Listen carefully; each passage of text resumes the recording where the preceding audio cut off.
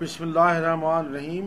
ये हमारा stationery waves है। सबसे पहले तो मैं आपको एक बात बताऊं कि स्टेशनरी वेव्स में ये ए आता है, कुछ टीचर्स या कुछ स्टूडेंट ई लिख देते हैं। ई नहीं होना चाहिए, ये गलत है। वो स्टेशनरी, वो जो कागजात वो हो जाते हैं। इसका वेव्स का दूसरा नाम स्टैंडिंग वेव्स है। स्टैंडिंग वेव्स है। सबसे पहले ये मैं बताऊंगा कि स्टेशनरी वेव्स बनती कैसे हैं। देखिए, बेसिकली इसमें क्या होता है कि दो वेव्स होती हैं। When two waves when two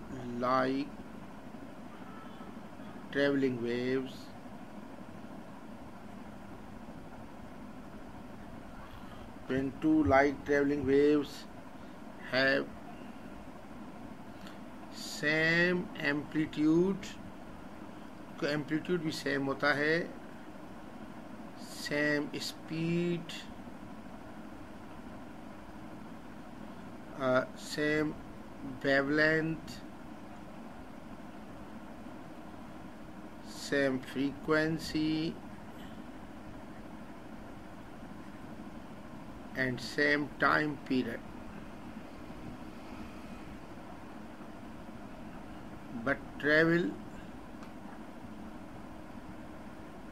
in opposite direction to each other.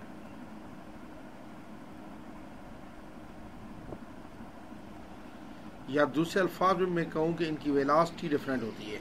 Speed same होती है, वेलोसिटी डिफरेंट होती है।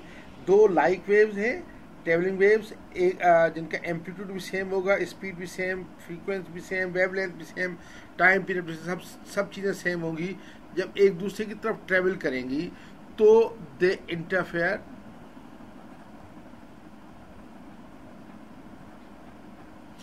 Interfere and form a stationary wave.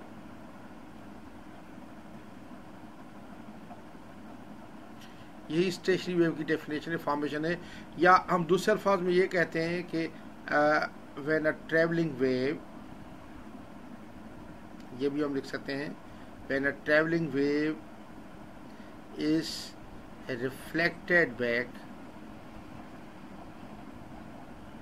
In same medium,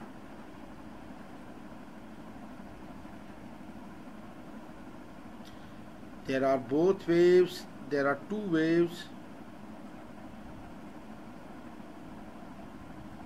having, हम रिफ्लेक्शन में सपोज करते हैं कि एनर्जी ज़ाया नहीं हो रही, having same amplitude, same frequency, same wavelength and same time period,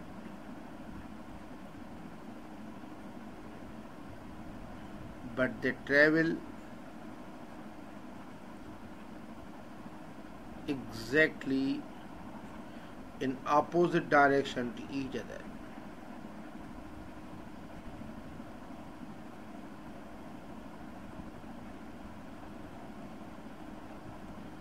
They interfere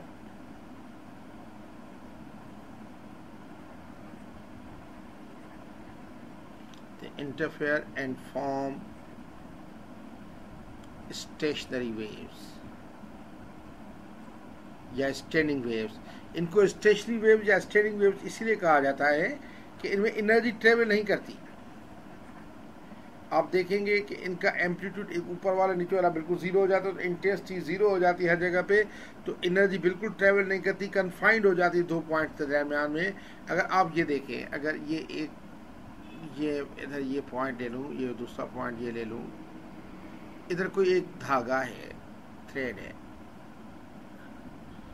अब ये थ्रेड को अगर मैं इधर से या इधर से इसके मखसूस किस्म की फ्रीक्वेंसी देखें, लैम्डा और फ्रीक्वेंसी एक स्पेसिफिक या पार्टिकुलर होगी। स्पेसिफिक तो फिजिक्स में नहीं कह सकते, पार्टिकुलर होगी, वरना स्टेशनरी वेव्स नहीं बनेंगे। अब लैम्डा और फ्रीक्वेंसी एक मखसूस होंगी इस धागे के लिए जिस पे स्टेशनरी वेव्स बनते हैं। मिसाल के तौर पर एक ये मैं वेव दे रहा हूँ, इस तरीके से बन रही है, सपोज ये वेव आई, जब इधर ये वेव इधर जा रही थी ऐसे। अच्छा, अब जब ये रिफ्लेक्ट हुई, सब सपोज मैं ब्लू लाइन से कर रहा हूँ, ये ब्लू से ये रिफ्लेक्ट हुई ऐसे, तो ये स्टेशनरी वेव बनेगी। यानी इस स्टेशनरी वेव के लिए ज़रूरी है कि ये पॉइंट और ये पॉइंट इधर ये वेव ख़त्म हो जानी चाहिए कि ये आपके लूप्स बने। बेसिकली ये जो है ये लूप्स नज़र आते हैं। अगर ये एक लूप बोल्ड होता है तो ये यानी सॉलिड होता है तो ये डॉटेड होना चाहिए। बेसिकली ये लूप ऐसे ऐसे मूव करते दिखाई देते हैं इस तरीके से, फिर ऐसे मूव करते दिखाई देते हैं, इस तरीके से ये मूव करते दिखाई देते हैं। लेकिन बहरहाल ये इसी तरीके से होता है, यानी मूव करते हैं तो इनको जो है हम बेसिकली ये स्टेशनरी वेव बनती है, यही स्टेशनरी वेव है। अब दूसरी बात है कि स्टेशनरी वेव की स्पीड ऑफ कहते हैं, क्योंकि देखें एनर्जी बिल्कुल ये टोटल इसका ये देखें रिजल्टेंट इंटेंसिटी 0 है सबकी, इसलिए 0 है कि ये और ये सुपर पोजिशन प्रिंसिपल 0 इंटेंसिटी बनती है। एनर्जी इन दो पॉइंट्स के दरमियान कन्फाइंड हो गई है, आगे एनर्जी बढ़ नहीं रही। तो इस तरह क्योंकि एनर्जी स्टैंड हो गई है तो हम इसको स्टैंडिंग वेव्स कहते हैं या स्टेशनरी वेव्स कहते हैं। ये इसमें लूप्स होते हैं, ये एक लूप कहलाता है। ये इसका वे प्रोफाइल है जो लूप्स पे होता है, ये एक लूप है, इस तरीके से ये लूप है।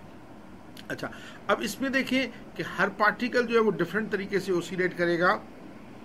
कुछ ये पार्टिकल जो बिल्कुल ओसिलेट नहीं कर रहे, जो ओसिलेट पार्टिकल नहीं करेंगे उनको कहा जाता है नोड।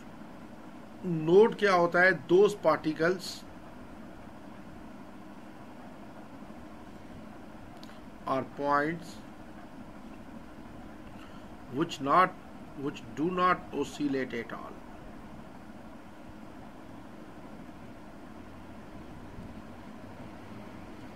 ये नोड्स हैं डायग्राम में N1, N2, N3, N4 nodes हैं। ये N1 ये नोड होगा, ये वाला, ये भी नोड है N2, ये नोड है N3, ये नोड है N4। ये वो पार्टिकल्स हैं जिनको एम्पलीट्यूड नहीं होता, लेकिन ये बीच में जो पार्टिकल होते हैं इनका मैक्सिमम एम्पलीट्यूड होता है। जो ऊपर या ये मैक्सिमम ऊपर वाला ये एम्पलीट्यूड, या नीचे भी अगर हिल रहे तो ये एम्पलीट्यूड इनका मैक्सिमम होता है। ये भी इस तरह एम्पलीट्यूड मैक्सिमम होता है। इनको कहा जाता है एंटी नोड या एंटी नोड। एंटी नोड क्या होते हैं? Those particles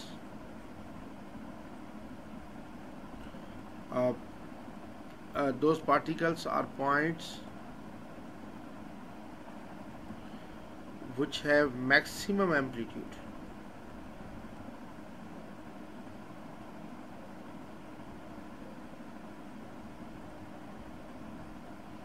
are known as antinodes, और इनको ए से शो किया जाता है। अच्छा, कभी कभी एग्जामिनर हमेशा एक चीज़ पूछता है ए लेवल के एग्जाम में, वो कहता है स्पीड ऑफ स्टेशनरी वेव बताएं क्या है। स्पीड ऑफ स्टेशनरी वेव, देखें speed of stationary wave basically तो स्पीड तो होगी नहीं, क्योंकि एनर्जी तो ट्रेवल करती नहीं है, इस हिसाब से स्पीड नहीं होगी। क्योंकि वेव की स्पीड होती है basically the distance by which energy travel per unit time. इसमें एनर्जी तो है नहीं, एनर्जी नहीं है तो स्पीड, इसकी स्पीड डिफाइन भी करनी है। क्योंकि वेव अगर हम कहते हैं तो स्पीड इनका ज़रूर होना चाहिए। तो स्पीड को हम ऐसे डिफाइन करते हैं, पूरा लिखेंगे, सारा जो कहानी है वही लिखेंगे जो ऊपर आप लिख के आए कि व्हेन पूरी लिखेंगे, when a travelling wave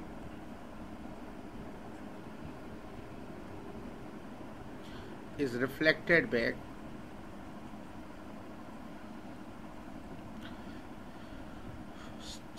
so that there are two waves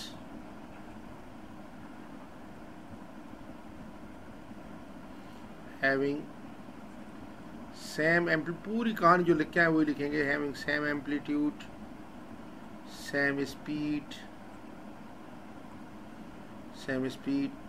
same frequency,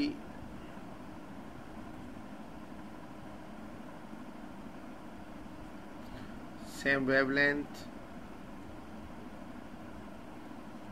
and same time period।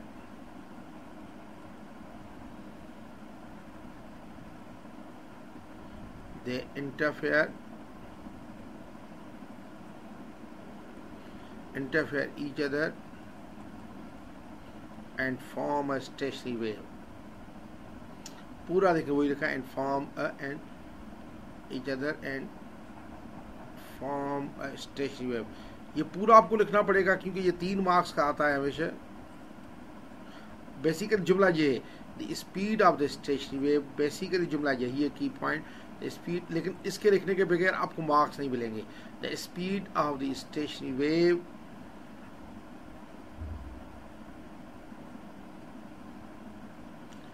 is defined as the speed of